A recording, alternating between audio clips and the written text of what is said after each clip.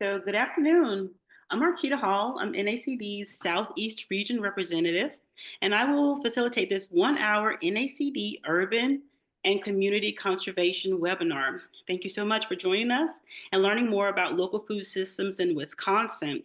We record this webinar and post it on NACD's website. Please share widely with your networks and anyone who may be interested in seeing this or previous presentations. Please keep yourself muted during the duration of today's webinar. After the presentation, we will have a Q&A session, so please type your question in the chat box and I will read them for the recording. We'll also address as many as we can. All right, so today we have our Wisconsin team. I'm excited about this one. We have Monte Osterman, Kristine Heuser, Kaylin Palomares, Stephen Bedwell. We have Monte Osterman, who will provide a few introductory comments. Monte is NACD's Board of Directors, Executive Director member, and he's also the chair of the Racine County Land Conservation Division. Okay, Monte, handing it over to you. All right, thank you. Well, welcome everybody, and I am so pleased that we have so many people on here from such a diverse area, diverse audience, diverse backgrounds.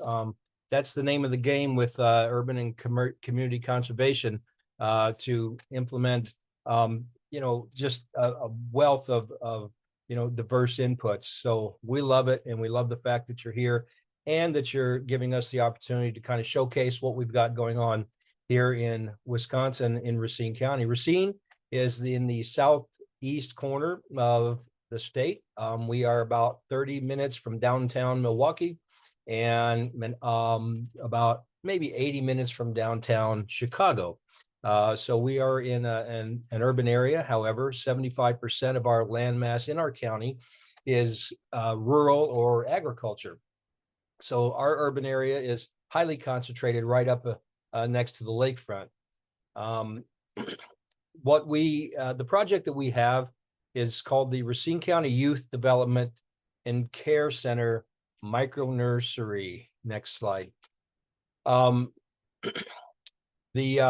This project has come around through the efforts of a big team. We are talking about, Kaylin Palomares. She's a technician in our Land and Water Conservation Department at the county. Kristine Heuser is with Root Pike Watershed Initiative Network. She's a rock star. We partner with them as a nonprofit environmental group to do just tons and tons and tons of work.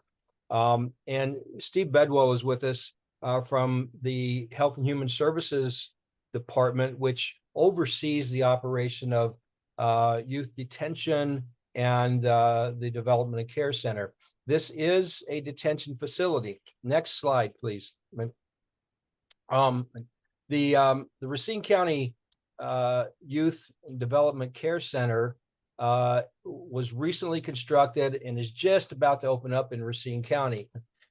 Grant funding became available from Wisconsin to create a new type of youth detention and secure residential treatment facility for young men and women who are experiencing a lot of challenges and have, put themselves in a legal situation or an environment where they are required to be detained. So this grant became available to build this facility, and there are two in Wisconsin that were able to secure those funds, as well as provide some county funding for that facility. And it represents an entirely new method of dealing with youth detention and developmental care. Isn't that correct, Steve? Yeah, that's correct. So Monte explained about this new endeavor for the state of Wisconsin. And just to give some background, a number of years ago, the state legislator essentially ordered the closure of the single juvenile correctional facility in the state of Wisconsin in a move to more regional-based model that is focused on more rehabilitative care for children, more trauma-focused care for children, and more local efforts to bring family a part of that rehabilitative process. So Racine County was one of the very few counties throughout the state of Wisconsin to first raise its hand and say, we welcome this challenge and we're willing to take this on. And so in about a month and a half from today, we will officially have the doors open to this new facility with the first youth arriving in the new facility. The new facility is, there's a lot to it, but just to simplify it, it's what's technically considered a type 2 juvenile correctional center. And again, it's the first type 2 in the state of Wisconsin. The hope is to have regional models throughout the state, but this will be the first one. Milwaukee is currently looking to build another one. And then I think that there's hopes that this will kind of grow, but this is kind of where we're at. And this is a unique endeavor, and it's a different, like Monte had mentioned, this is a different approach to juvenile corrections and juvenile detention in the state of Wisconsin, and really how we treat our youth and how we really look to rehabilitate them. If you want to go to the next slide, our premise of our programming within this center is really focused on 5 key areas. We classify them as number 1, which is education and practice. Number 2 is belonging. Number 3 is social emotional wellness. Number 4 is career readiness. And number 5 is relationship development. These 5 core principles are really paramount in the way in which we operate our facility and our programming, really providing youth with what skill development they need to be successful in their lives and in the community overall. The incorporation of a micro-nursery through this grant really fits in well with the model that we have put in place for this center. And, it's something that we're very excited to be embarking upon. This is just a unique opportunity.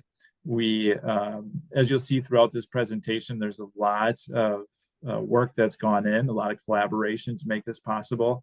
The implementation of gardens within a correctional center and the use of outdoor space has a lot of unexpected brainstorming that comes with it. And so you'll see throughout our presentation a lot of what we had to work through and a lot that has to be quote unquote approved before we can move to actually implement things.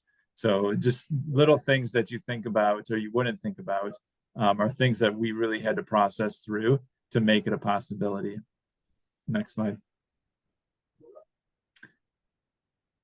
And so that's kind of what I'm talking about here. We have a lot of, we want to make a large impact with this project, but there's a lot of, it's high risks, and it's high risk because of the environment we're working within. This, every step of the way we had to take into consideration, how does this affect the children's mental health? How does it affect the safety of the children within the facility? And how does it affect the safety of staff in the facility as well? So every little element had to be taken into consideration. And the partnerships that we had to forge and collaboration that had to occur for this to be successful is of significant importance. And like I said, you'll see that moving through. Yeah, and that collaboration is the key. I mentioned Root Pike Watershed Initiative Network, Root Pike WIN for short. I mean, their advice and their guidance in this has been absolutely, critical, as well as that coming from the Human Services Department. Man, it's kind of a unique situation when we have within our own county 2 different departments able to collaborate so closely on a single combined project that we have here with our Land and Water Conservation Division and our Human Services Department, as well as, of course, the support from NACD. We can't thank you enough. We can never say it enough. We don't even know how to say it enough. So thank you guys. Thank you for believing in this project, and taking on that risk with us. All along through this grant writing process, we met so many times to answer these questions with precision and to make sure that we're hitting every possible concern and dealing with every roadblock that we came up with and trying to, come up with these solutions. I mean, we spent probably 5 or 6 meetings just to be able to figure out, can we do this?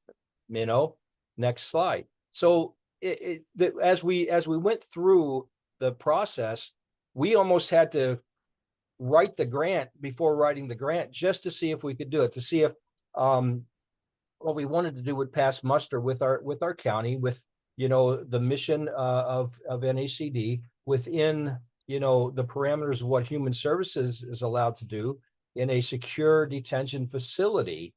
And then also, what the state of Wisconsin wanted to make sure they see happen. So the first question was, can we even do this? Man, so we set about looking at these things from a facility perspective, and the plantings and the selections thereof, which I had no idea going into it that the selection of plants was so critical in this type of facility. We're like, wow, we just, we'll plant all kinds of cool stuff. Oh no, it didn't turn out that way. There's things that we cannot do. And of course, safety of the students, youth, students, detainees. They are detainees, but they're youth, they're students, they're the kids. We call them our kids generally. Those are all interchangeable words for those who we are serving. So we took it, we broke it down into these 3 areas to try and figure out how we would, work with, work through these issues. And the first thing, being the facilities, what the question was, what about access? How do we deal with access, not only for ourselves, but, those, the people who are going to be teaching the classes, that's Christy. And what is how much access do we have to the youth who are there? What are we allowed to bring in and use that normal teaching aids maybe wouldn't be allowed. So there was a lot of logistical work with the staff, everybody that's going to be involved. And again, then all of a sudden we talk about, well, we're gonna have to be inside in the classroom, and we got to be outside in the garden areas. That factor alone stimulated several hours of discussion and planning of how to successfully move a small group of students, and which is, believe it or not, a very technical issue. And from one spot in the facility to another, and of course, all within the confines of those opportunities and limited access, limited photo opportunities. Things that you would normally do with a project like this. We have to think of it from a secure standpoint. And then, we started, we looked at Christy and we say, okay, Christy, here you go figure out your plants. Isn't that right, Christy? Yep. Yeah. Go ahead. Next slide, please. So Christy, what did you do for plants? So we had to plan out the veggie garden plants, and we had to plan out the pollinator patch plants, because we're doing a native plant garden and then veggies and herbs. And we had to think about the amount, really the safety of the plants to start off with. So nothing could be too prickly, or that could be used as a weapon and taken away ultimately. Nothing could be toxic or harmful. So if there were issues with students eating it, not the veggies, more so the things in the pollinator patch area, we don't want them to harm themselves. One of the biggest things was figuring out the proper plant selection, because we are in a facility with high walls, and we want things that are in the long term going to be, the seed will be collected, they'll be planted outside. So really had to bridge the gap of species that can be successful in a part shade environment where the water conditions are going to be different than they would be outside. And then for the food, we ultimately wanted something that would be useful in their culinary classes that would be easy to grow. So we kind of set everybody up for success and then can tie into their programming at the facility. Next.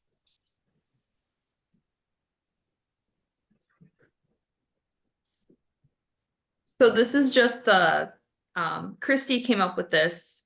This is just one of our planting plan ideas for the produce garden. Coming up with which species we were looking to put in the produce garden, when they're going to be needing to be planted, and when they're going to be ready by. And that's all going to help with our planning process throughout, with when it can be used, again, with the culinary classes, or just with their general life skill classes. And Christy and I also came up with this one, which is for the pollinator patch portion of the garden. We were looking at plants that were going to be able to, again, like she said, maybe deal with not the best site conditions. There may be partial sun. It could end up being really hot in there. We don't know, because it's more of a courtyard situation. And then things that also, when we collect the seed in the fall, we'd like to use that seed in county restoration projects. And so things that would be useful outside of the facility to benefit the environment within the county. So even going in places like road ditches, that may be a very different environment than what's happening in the courtyard environment. And so we were kind of looking at species that were adaptable and tolerable of these different conditions. And that would be also set up for success, things that are going to grow easily in our area. And I guess we all kind of went over the safety portion, but as we said, we were avoiding species that were going to have thorns or woody stems, things that could be sharpened potentially into maybe a weapon, or just something that could hurt themselves or someone else. But on top of the plants themselves, we also had to look into the materials needed for a garden to be successful. So one of the first ideas that we had was to put in raised bed planters, like the one pictured. But it was determined that because of the kind of nature of that, where over time they could degrade and they could start to fall apart, or they could be taken apart, we didn't want that to be a safety risk. To have just, pieces of boards maybe flying around the facility. So something that's going to stay put. So we opted to have an in-ground gardens, both for the produce garden and for the pollinator patch. Also, mulch was a big no for sort of the same reason. Just, we didn't want wood chips. We didn't want woody items within the garden or within the facility that could potentially be used to harm somebody. And then tools was a big thing too. We sat and kind of him and hawed over what kinds of tools we really needed and how we would control that. So we kind of figured out that, not exactly like the one picture there at the bottom, but that we wouldn't just have tools laying around, obviously. So we have a tool cart that we purchased as part of the grant, and we are working on getting the tools for that as well. That'll be kept in a secure area of the secure facility that will be checked in and out based on every step of the way. So it's nothing is ever lost. So it's also something that's always going to be accounted for. You check it in when you bring it to the location. It doesn't go to that location until you are ready to be at that location. So it's not sitting there unattended. And then when everything gets put away, we're going to have some form of an inventory control form or an ICF to keep track of all of those materials, just for the safety of the youth and the safety of the staff, as well as just keeping an eye on what's going on out there. And then finally, as far as fertilizers go, not so much with the pollinator patch, but with the produce garden, some of those vegetables are going to require some additional fertilization, especially given the site conditions. So we needed to make sure that any type of fertilizer that we use is going to be an organic one, and one that can't be used to, again, harm anyone, harm themselves. Definitely things that you don't necessarily think about until we had a lot of, like Monte said, we had a lot of brainstorming sessions on some of these things. So we had to get very, very creative with that.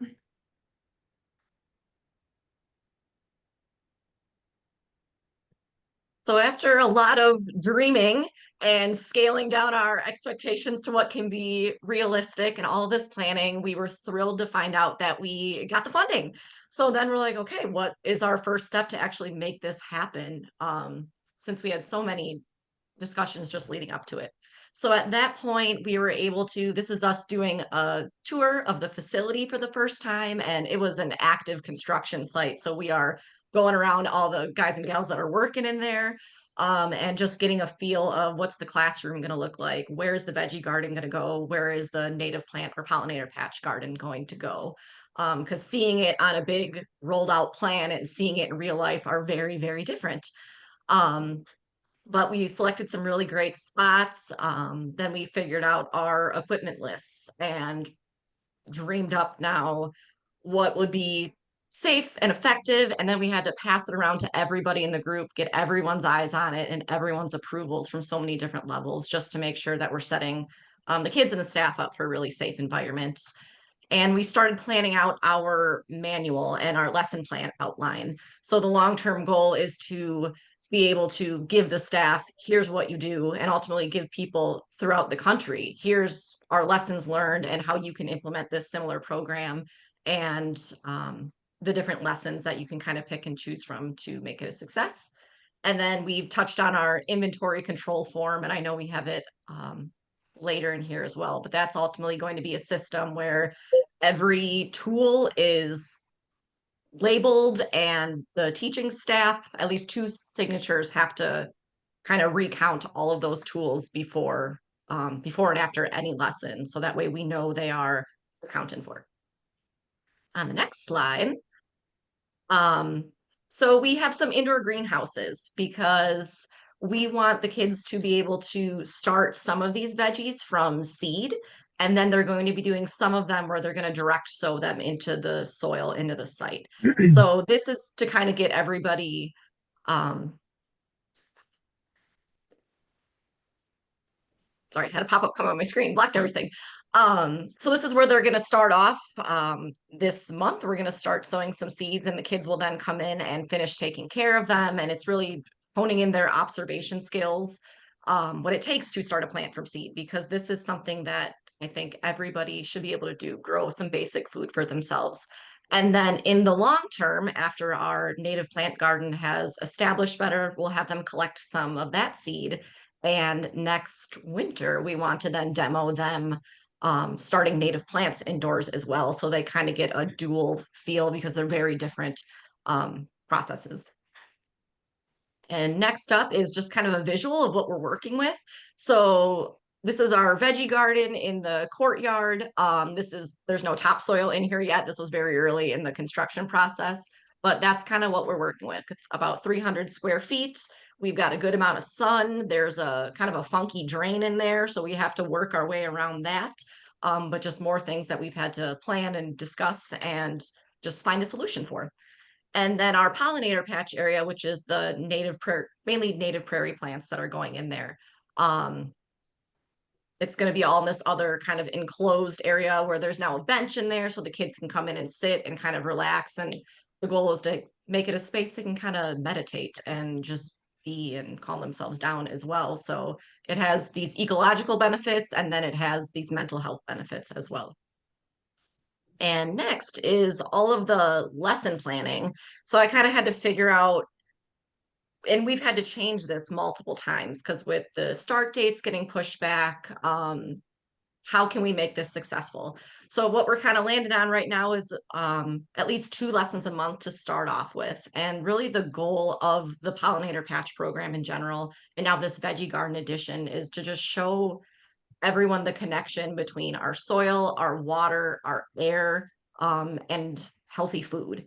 So we're breaking it up that they'll do a little bit in the classroom, about 45-minute lessons, a little bit in the classroom, probably about 15 minutes. We'll bring them over to one of the garden areas, and then about a half an hour will be outside, since nobody likes to sit and listen that long. So in the classroom, we'll be starting some of those veggie seeds, later some native seeds, talking about how these native plants benefit our water quality. For those of you that don't know, their roots go about 6 to 15 feet under the ground. So they infiltrate a lot of stormwater runoff, which is why we're trying to grow them and bring them into Racine County projects in the long term. How those native plants support our pollinators, which support our food system, how it can reduce maintenance costs long term since we're not mowing 24/7, and really how it enhances the community. I mean, prairies are absolutely beautiful, and it's nice to see something different in the landscape than kind of your status quo plants that we all get from the big box stores. Also going to be teaching them the benefits of healthy soil. So a soil ecosystem is very often overlooked, but we need a healthy soil to grow nutritious food for us, to keep our water clean, and to store more carbon. So it's really beneficial that our soil is healthy as well. And then, yeah, overall, the relationship between native plants, pollinators, and our food production, since they are all very closely linked. And then the more fun part will be when we're out in the garden areas and the kids will be preparing the sites with the compost, since we just kind of have topsoil in there. And like Kaylin said, we need to get a little bit more nutrients in there without using fertilizers. They're going to practice direct sowing of some veggie seeds, the proper plant installation technique. I work with some adults that struggle to put plants in the ground. If it's not something you do regularly, it is something that people need to be taught. And really just observing the garden and conducting proper maintenance. So what are the weeds that need to be pulled? Are the plants healthy? Is there any disease we should be looking for? Those observation skills are just important for students and adults alike to know. They'll eventually learn how to harvest their veggies and their herbs and harvest their native plants seeds, so that way we can start that next generation indoors. So that's kind of the overall goal of everything we are trying to pack in there.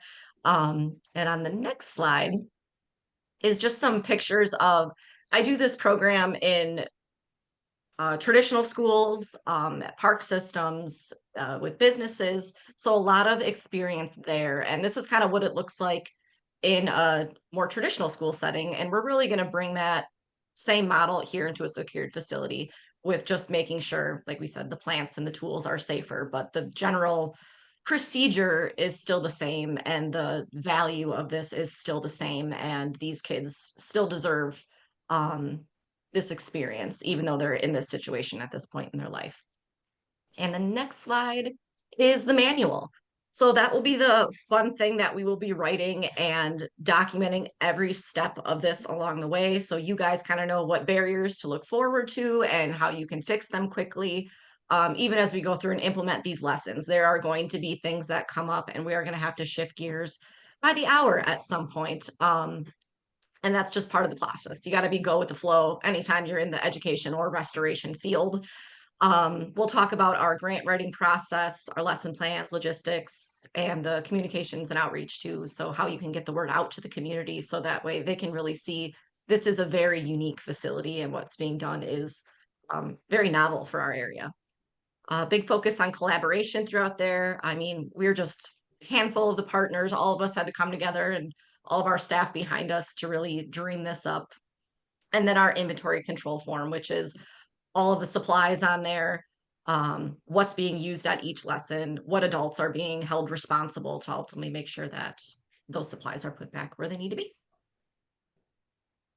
And then the next slide. You know, there's a lot to say about the collaboration aspect. And you're hearing that word throughout the presentation. It's not only collaboration, it's cooperation also, because without it, you cannot do a unique project like this. And that manual, I mean, is going to talk about how things are happening in Racine County in regards to some of the logistics and the more practical aspects, such as, you know, there's going to be 48 students in this facility. Not every one of them will be eligible for the program. And I think Steve is going to talk a little bit more here in a few moments about how it's merit-based and how that process works and how many students that we would have in a classroom at the time. You can't bring them all together at once, only a few at a time. And what works for Racine County may not work for another county, but at least the manual will give them the steps and the questions to ask and the problems to solve up front, you know, sort of as a step-by-step guide.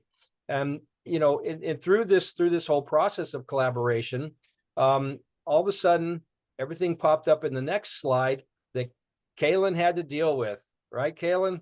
Oh, yes. Oh yeah, so as most people are probably aware by now, there have been some federal funding pauses or just complete stopping. There's been layoffs and things of that nature. And so with NACD being a national organization, we were definitely concerned about the future of our project and how these funding pauses were going to affect the sustainability of this project and the ability for us to keep going. So we kind of went on a little bit of a pause on ordering any of our materials, since that's kind of the phase we were in at the moment. And we did that for about a month, and as we were waiting for questions to be answered.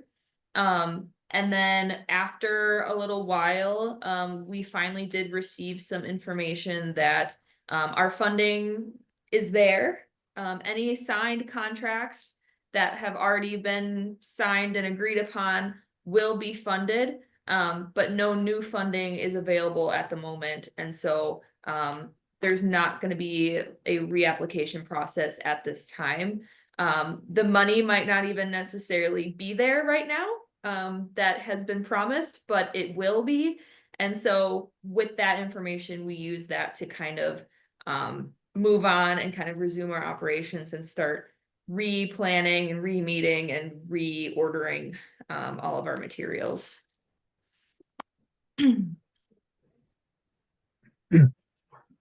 So the point that we're at now is, again, we are continuing to order our supplies as the facility becomes functionable. So the hope is that May 1st, the facility will be populated with the youth. And so we want to have things in working order by that time. So as you kind of saw in the pictures, the planting areas within the courtyards still need to be filled with topsoil and compost. And so that's going to be kind of our next step, is we need to get those items out there and figuring out the logistics of that. And then we also plan on kind of, since this date was kind of pushed back, originally the youth were going to be in the facility earlier in the year. And so we had planned to start the seeds with the youth. But now that things have been pushed back, Christy and I have kind of talked about starting the seeds before they populate, just so that we do have some plants going before they're there. So we're not completely starting from scratch in May. Christy and all of us are continuing to write the manual and the class outlines. Christy has been really huge in that aspect. Every time we have a meeting, Monte is, oh, put that in the manual, put that in the manual. We should put that in the class, you know, so there's always things that are coming up and we're constantly updating that all the time. And again, at the time that the facility gets populated, the classes are going to start. We may order or buy some plugs for the produce plants to have some things that are started already for things that maybe should have been started way earlier. And so again, we're just pivoting and kind of going with the flow. And that's not always something that you can put in a manual to plan for, but it's something that we are actively dealing with and actively, you know, making those changes to make things work and to make the program successful. And I know that Monty had mentioned the class sizes and things like that. I don't know that we have that touched on later, so I'm just going to touch on that right now. Christy had mentioned that the classes would be about 45 minutes long, 15 minutes in class, and 30 minutes out, actually in the garden. And those classes are going to be happening. We think that we're going to start doing them twice a month to begin with, because we are a little bit behind, so that the lessons are getting out there to the youth. And then after a couple of months, they will be once a month. And so the youth are still getting their regular education through our local unified school district. There's teachers there that are teaching them all the time, but these are just these special classes that we're coming in to teach about these specific topics. Each class will have about 8 students in them, and those will be separated. Those students are separated, male and female, just because that was just another logistic that we had to iron out with human services, and just kind of how that normally looks. And so that's just another thing that gets added to the manual. Is that all the things, Monty? Yeah, well, yeah, but it changes, pretty much. And, as we've been writing this manual, man, and word is getting out on, next slide, what we've been doing here. We've been doing a lot of outreach, and we've had a lot of people coming to us. We've had, radio interviews. There's newsprint, that's been going on. There's, the internet, news, sites have picked this up, and we had a fantastic special project, or not project, but we were specially recognized by the NBC affiliate in Milwaukee with this project. They came down, did a special story on the garden and the facility. Man, it was it got a lot of views, and so we're getting some national attention here on this. The garden will be a part of the upcoming NACD national tour that is coming up at the end of July at the NACD annual summer meeting, which is going to occur in Milwaukee, coincidentally, this year. And so the officers of NACD will be able to come to the facility and see the garden, see what those grant monies are doing. And we're not sure yet. We're trying to figure out if there will be interaction with some of the youth. That hasn't been determined yet, but there are some potential other high-level dignitaries that may be there. So they're going to have the opportunity. NACD is going to have the opportunity, the officer corps, to see, what those monies are doing and what the impact is. And we believe that there's going to be enough available to be able to produce a lunch from some of the produce that's there, so they can, participate in that also. And so that's going to be a really big deal. And then at the end of this whole thing, our conclusions, we are hoping to have a certification for these youth as we'll call it a micro gardener, something that they can actually point to and see and have an accomplishment that's registered there. It will be part of the regular science courses that they're required to have through the Unified School District. I mean, they do receive school credits while in the facility, and will become part of the lesson plan. But more than that, Steve, more than just getting in the dirt and planting things, you were talking about a lot of the additional benefits, the ancillary stuff, the life-changing stuff for these students. Absolutely. We talk a lot about plants, but we also like to look at this project as doing and offering a range of benefits for the youth involved, for the facility, for even the broader community. I can think off the top of my head the therapeutic and mental health benefits. I think a lot of us probably know that gardening is known to reduce stress, anxiety, and depression. And for young people that are often confined, they're in a high stress environment. And the ability to tend to plants and spend time in gardens can provide a calming, meditative activity, fostering maybe a sense of accomplishment for them and a sense of purpose.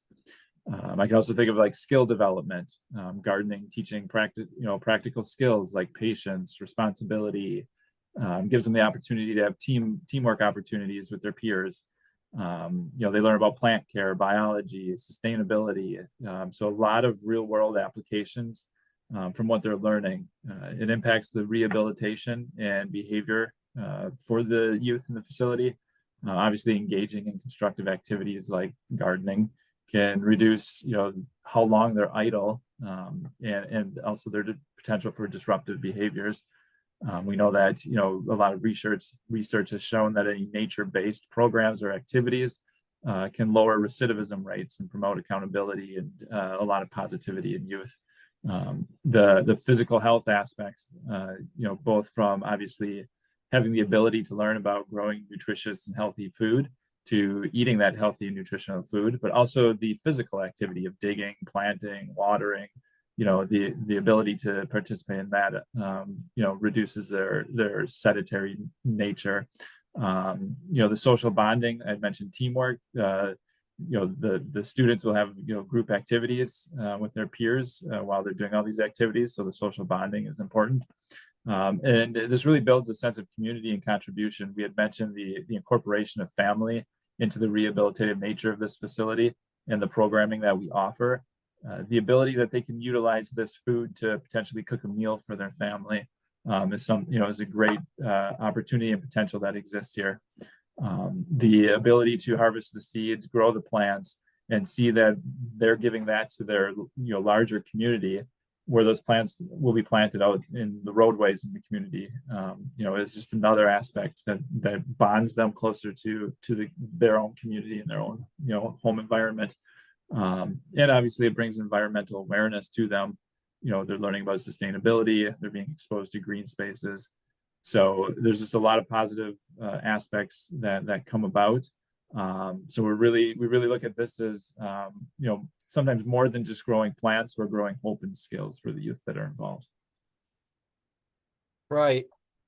Thank you, Stephen. That you mentioned that that connection to the community through the fact that the seed harvesting is going to be done so that those seeds can be used in county parks. They will be used in the county roadways, the swales, which will save the county money from mowing and also provide nutrient pollution uptake and, provide a better environmental impact, water quality issues. There's a lot of different things that could be pointed to that are additional benefits to the community from this project. And that is one of the things that I think really sold the rest of the county board on this project. And the fact that there's something coming back, there's something of value. Now, is it like a lot of value? If you put dollars and cents to it, there's something there. It's really more the impact of the gift, the impact of the contribution, and the fact that these kids will be able to point to that and say, you know what, I did that. I was part of that. Those are my plants that are out there. And like Steve said, that sense of accomplishment cannot be understated in any regard. And, as we started putting this together, it became very apparent very quickly that this project is so unique that we have to do a manual, because at every step we were getting not stopped, but we had an issue that we had to deal with, something that came up different than any other urban garden project I've ever seen or vetted or been involved with. It is very different. It's very unique. And that led to the necessity to be able to create this manual that could be shared with everybody throughout the nation, so they don't have to go through all these stumbling blocks. And so those are two of the aspects of this grant that I think are the most beneficial, to the outside community. There's stuff coming back to improve their environment, and there's real world applications that people can emulate in their own communities. And that's pretty much where we're at right now. We're ready to actually implement. All construction projects have snafus, and they go a little slower than you thought. And we were hoping, and I know Steve was hoping, that we would be in the facility in March to be able to start planting and having classes and starting those seeds. But we have to pivot now because it's May 1st as the target date. So we'll be starting up things a little bit differently.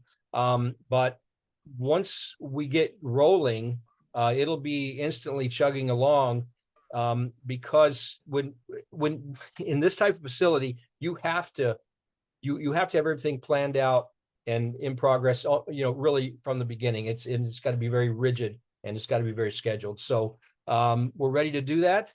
And I just want to thank everybody for listening. And I want to thank Steve, Christy, Kaylin, Chad Simpson, who could not be here, Amberlynn from Human Services also, who could not be here. And I don't know, I might be missing a few folks, but we've got a great team, and I'm so proud of them. I'm just giddy over it. So thank you folks very much. And we will, I guess we have some time for a few questions, huh? Marquita, where are we at on that? That's right, we do. We have time for questions. I want to thank Monte, Kaylin, Christy, and Stephen for presenting. And we do have roughly 10 minutes. So you can put your question in the chat and I could read it to the group if you'd like. Let's see if we have anything.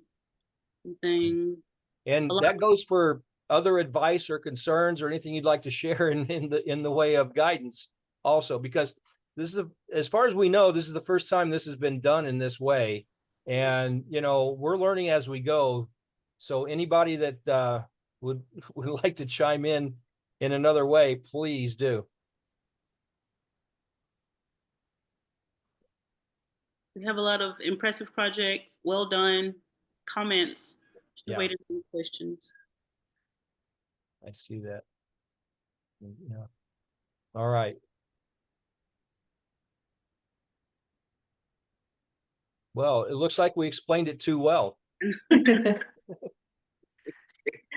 Well, I have one. Where do you find volunteers to help you work with the students? Is there a volunteer pipeline that you use, or how do you go about it?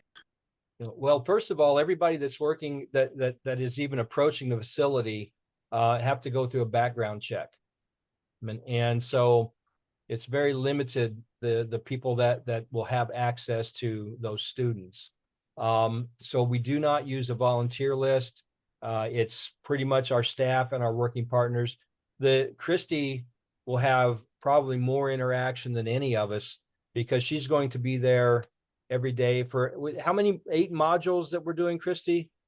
So, That's the goal right now. Yeah. So we'll have 8 modules for them to complete to be able to receive that certification. And that again has to be very controlled. So there are no real volunteers to work in the project.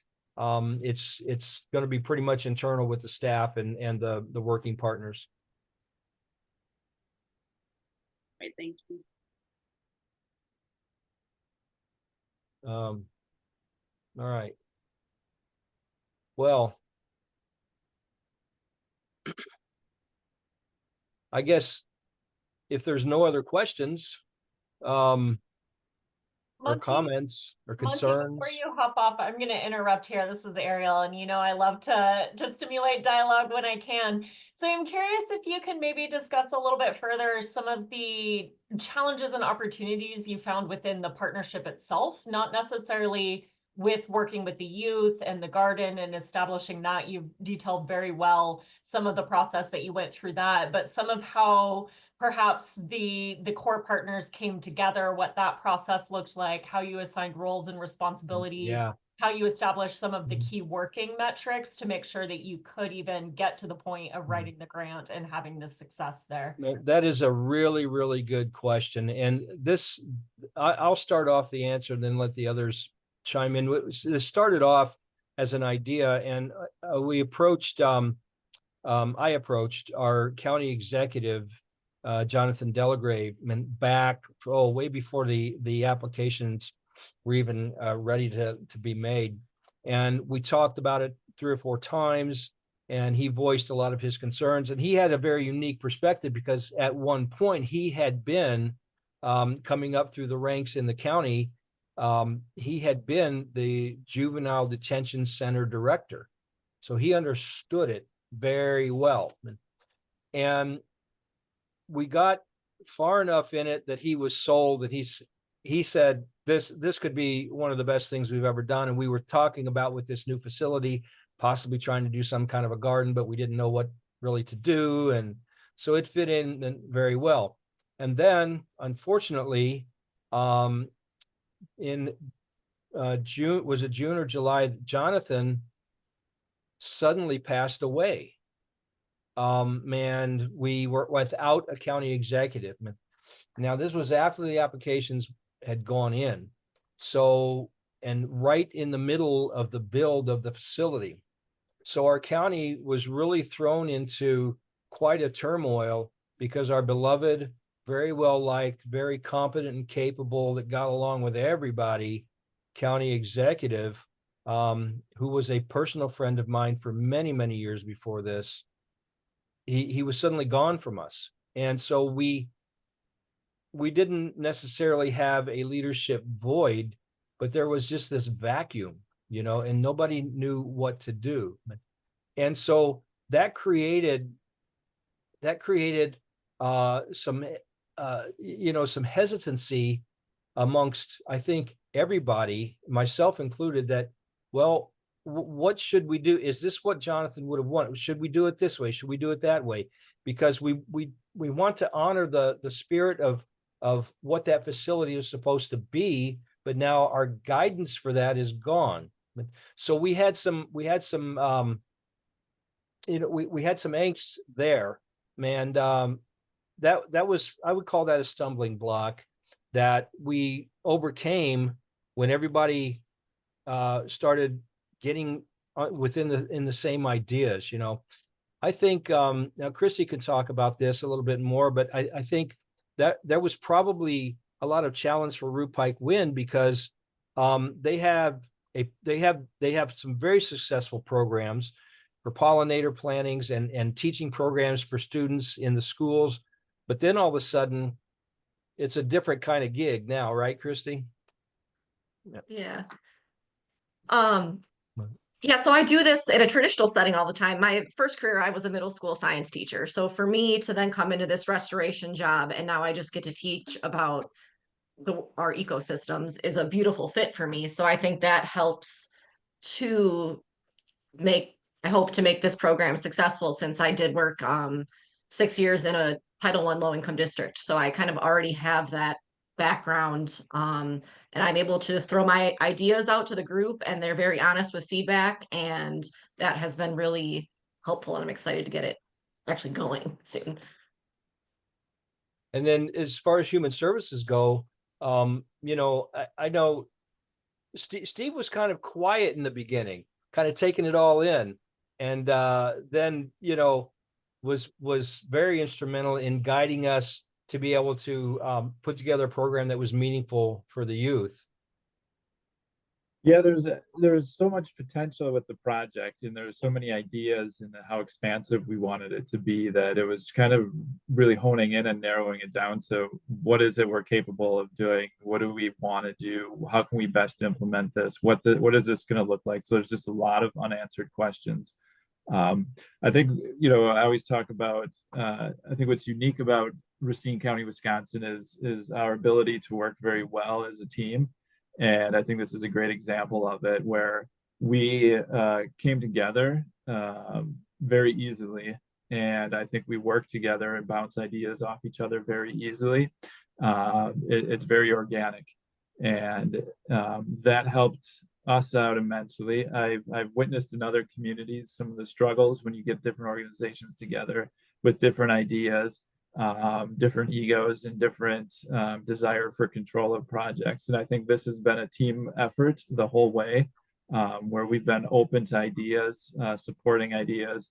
And I'm sure the nuance and potential difficulties of this project being in such a secure setting, a lot of unknowns, just really brought people to the table to more learn and see what opportunities exist, versus coming saying, I already know what we're going to do. Yeah, and I think probably the individual who's kind of been in the dump on position the whole time has been Kaylin. If I had to do her job, I just wouldn't do it, because she's the one that keeps all the logistics together, keeps the workflow going, writes everything down, makes sure that everybody and everything is, like in line. And She's probably got the toughest spot for all this. But she collaborates well, and I think I like I said, she's a rock star too. You had what do you think, Kaylin? You have a so thank you for that. I mean, I appreciate that. So I came into this position kind of in the middle of this whole the grant had already been written, I believe, when I came in, but it hadn't yet been approved yet or accepted. And so I came in at a time of kind of transition where I had to learn really quick what this grant was all about, what the project was all about, and kind of go head first and become one of the point of contacts for the project. My supervisor, Chad Simpson, he's the county conservationist here in Racine. He is the one who worked with some of our other county staff to actually write the grant and to figure out those collaborations between Root Pike Wind and the Human Services and any other partner that we considered working with or have asked questions to, but aren't necessarily a partner on the project. He was kind of the one who figured all of that out and spearheaded that. But yes, since we started, I've kind of taken this under my wing because I feel very strongly about it. I feel very connected to the project. But I will be the person who brings some negativity because you guys are all so positive about everything. I will say, many people know that in government, and even as nonprofits, everybody is spread very, very thin. And so I think one of the bigger not conflicts, it hasn't caused any conflict necessarily, but one of the things that has made things harder is just, oh, we just got this grant.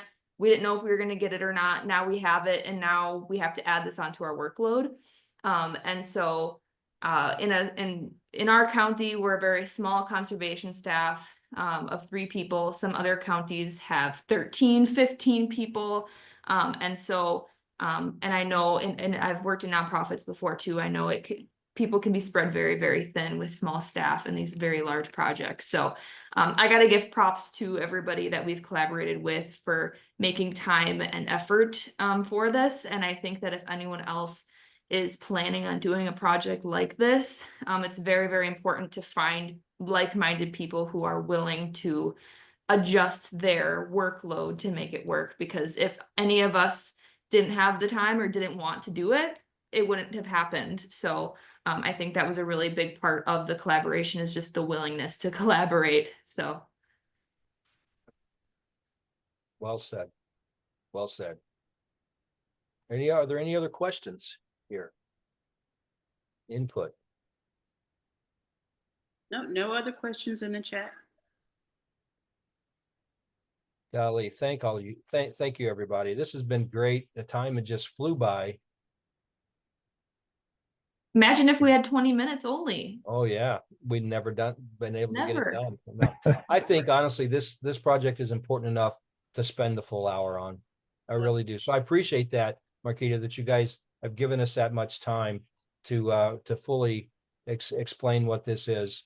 And hopefully we have some fans now. Hopefully we have other people who will be listening to this on recording that will love to do their own project of this sort. So we're proving it can be done.